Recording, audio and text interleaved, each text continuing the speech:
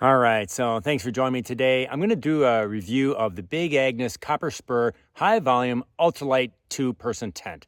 You're going to love this one. So let's take a walk around. So the foot's for perspective, but this is packed up right here with the poles and the tent and the rain flap. This is the tent footprint that I bought, and then these are what the stakes come in. Step one, let's take out the footprint.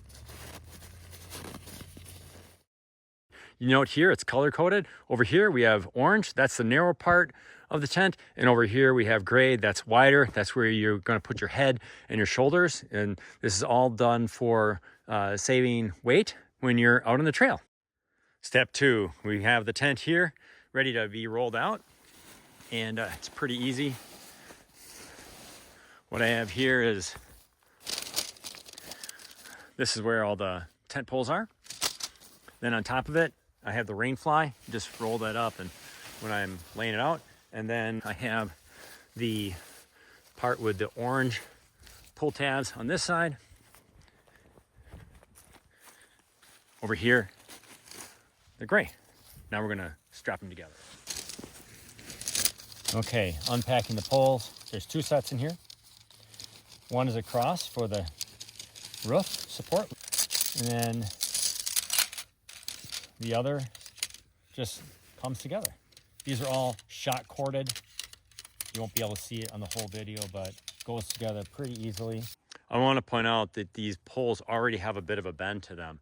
And as I mentioned, I'm going to put the orange ones color coded down with the orange connectors.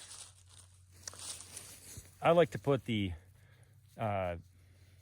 footprint in first, and then I'll put the tent proper underneath it. Step 5, clip the tent to the poles. We're going around here and basically attaching 9 separate clips to the tent poles.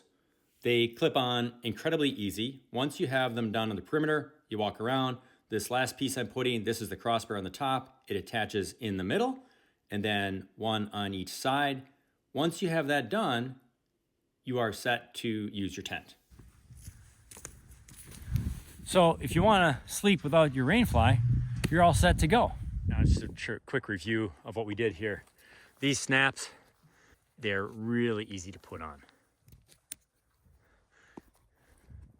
And then the top one just goes like this. It holds that in, and then the crossbar snaps into these on each side.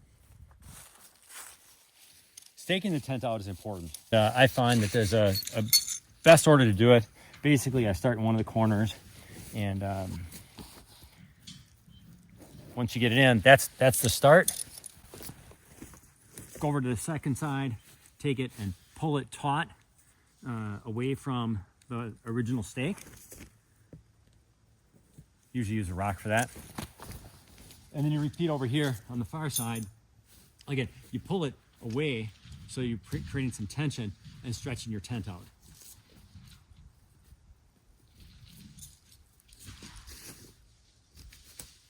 When you put the rain fly on, there's a little pocket here. You can see with a tab. That has to go onto this side of the top support. And then same on the other side.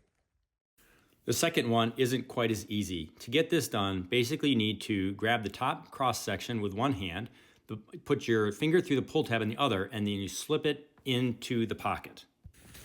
Now it's time to stake the rain fly. All you gotta do is take it, put your stake in, pull it taut here, pull it taut there.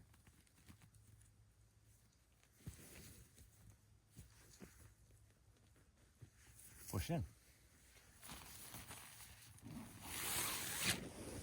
Each side also has a stakeout for the rain fly in the center, and that's to keep it away from the tent proper. Nice space, airflow. As you're getting the pole set up inside the tent, underneath the rain fly, at all 4 corners, you have this piece of Velcro. That's going to be put around the pole to keep it taut and away from the rest of the tent. Wrap that up there. Now, here the tent is set up for deployment of the rainfly, and you can see I have it pulled back to this side of the tent. So if it's a starry night, you can look up and see the stars at night, and rain threatens or it starts to get cold, then you have to just get out and cover it up with the rest of the rainfly. One last feature is nice at the far side of the tent where it's wider, you have a venting system. So this just basically comes up, and then you can get nice airflow, keep condensation out. If it's super windy, you also have extra stake lines, and these are attached again to the poles from the inside where that Velcro is, and you can put the guy wires out, make sure you don't fly away. Here's the tent all set up, ready to go. Let's take a look inside.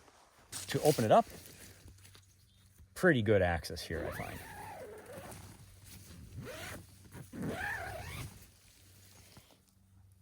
On the inside of the tent, the one section down here is actually narrower than this side. That saves weight, but it also gives you room to put your heads up here on this end and your feet down there. Works pretty well.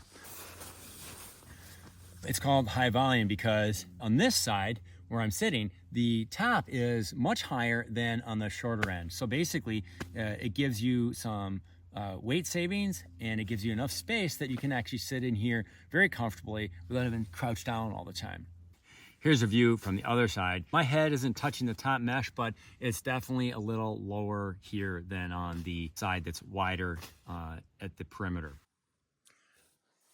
There's a gear hammock up here.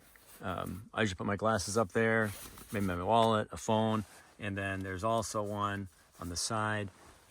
You can put in things at night to keep close at hand. Closing up the tent from the inside is pretty easy. There's lots of pull tabs here, so I'm just going to grab the one, and there it is. Perfect.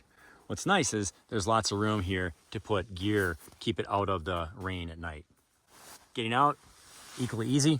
Just grab the pull tab, and out you come. Closing up, also easy. Just grab the tab, pull it out, and it has a Velcro thing here. If it's rainy, you can just push that in, and it gives you a little extra protection. Same thing down here. Wrapping this up, I just want to say thanks for sticking in there with me. I hope you got value out of this video, and please subscribe to my channel. Other than that, just get out there and have an adventure. Take care.